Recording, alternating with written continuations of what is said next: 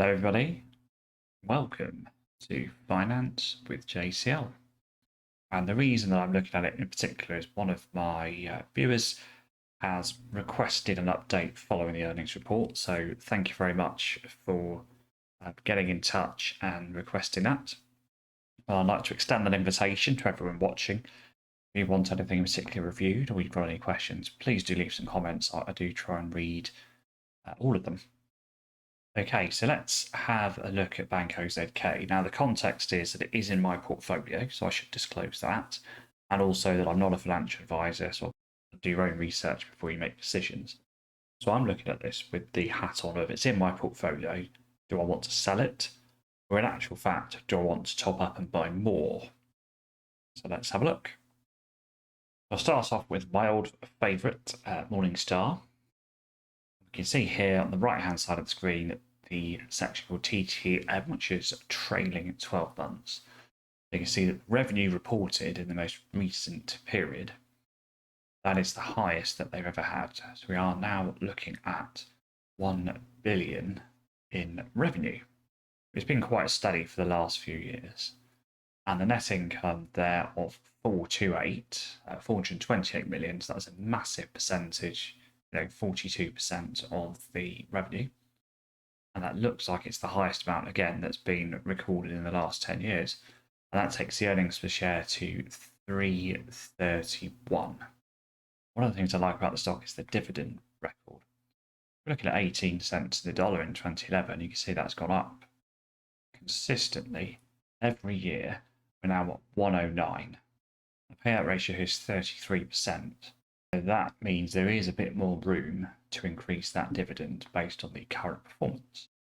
Then very importantly for financial companies is the book value per share, which was just under $6 back in 2011, and that's been growing significantly, and it's now almost $34. And we'll want to bear that in mind as we go through the analysis. I mean, look at these net margins, absolutely fantastic net margin numbers, and really nice return on equity numbers. A little bit of a dip in 2020, perhaps to be expected given what happened in the year. Looking at it compared to how it was before, the profitability is excellent and the dividend growth continues. We'll have a look at the debt as well, and that debt to equity is 0.25, which is pretty low. It looks like a very, very strong company here.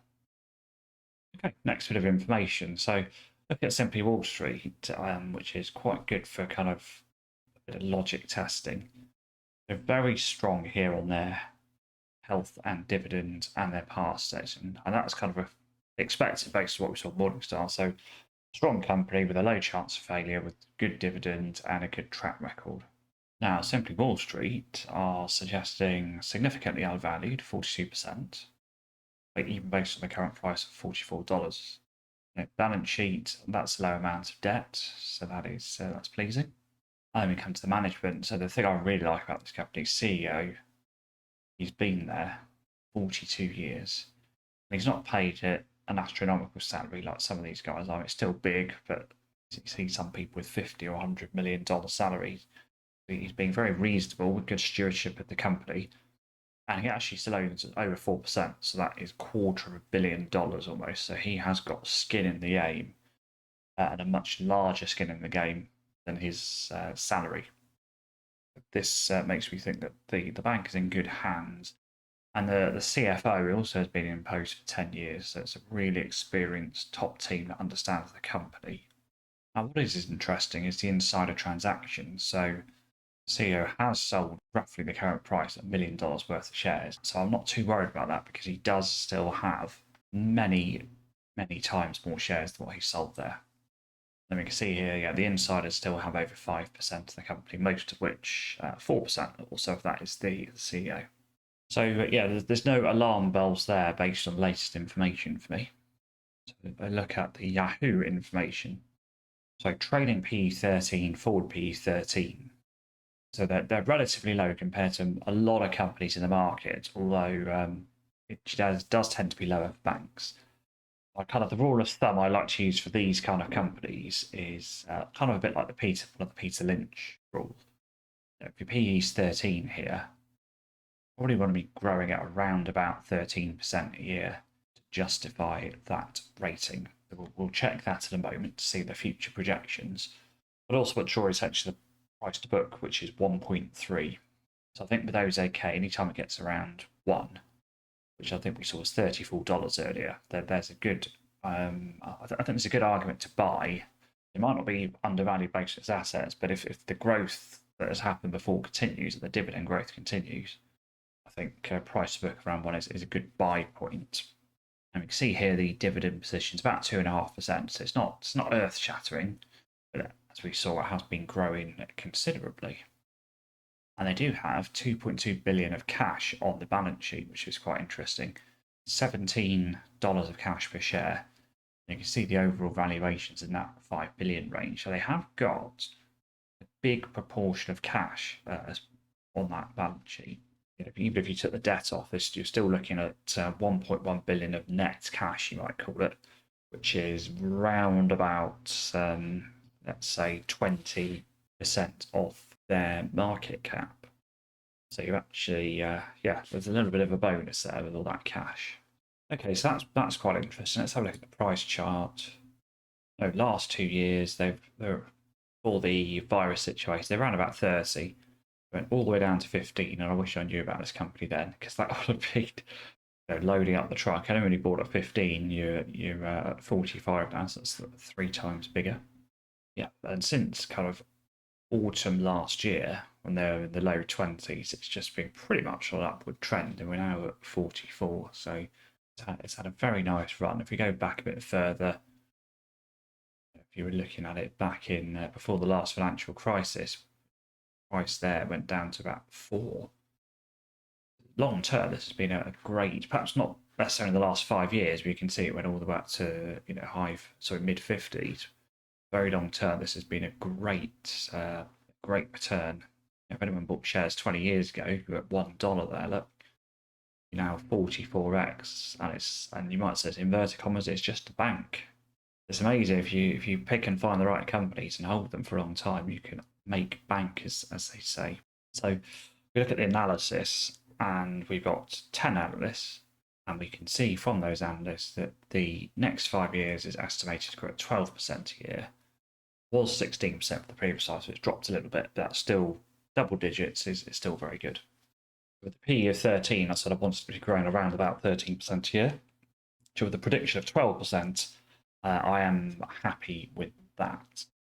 Okay, so just before I get to the conclusion, I'd like to give a shout out to my VIP supporter via the Patreon site, and I can hook you up with access to my household budget spreadsheet. We also get information that we can share that isn't on the main channel, and also my stock wish list with ideal target buy prices.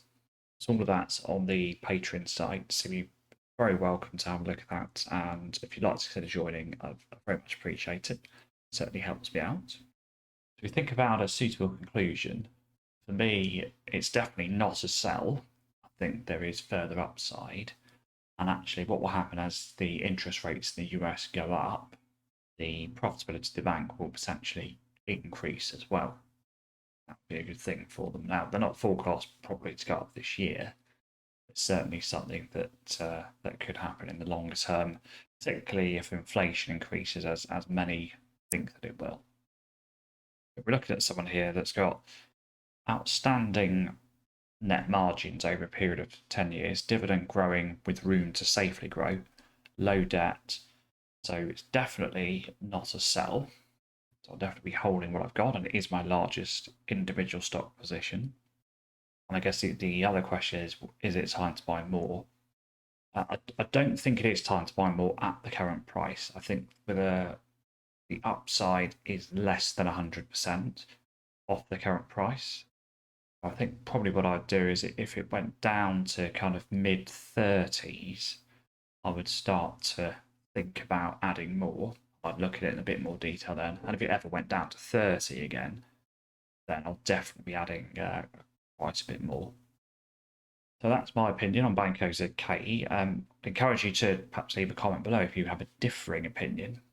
You actually dislike the company perhaps, or you like them and you're thinking the current price is a buy. I'd be really interested to hear your thoughts. What's your favourite bank? Maybe it's not even an American bank, perhaps it's an international one based elsewhere. Interested to hear what you think. Finally, what I can offer you is a link in the description below, which will potentially get you a free share and also would benefit me as well. So it's an affiliate link, and for UK customers, that's free trade, where you get a free share to £200. And for international viewers, that is interactive brokers. Link to both those below. So if you are looking to sign up and get a free share or something along those lines with a different broker, I do use both of them myself. Thanks for spending time with me today. Thanks very much, and I will see you on the next one.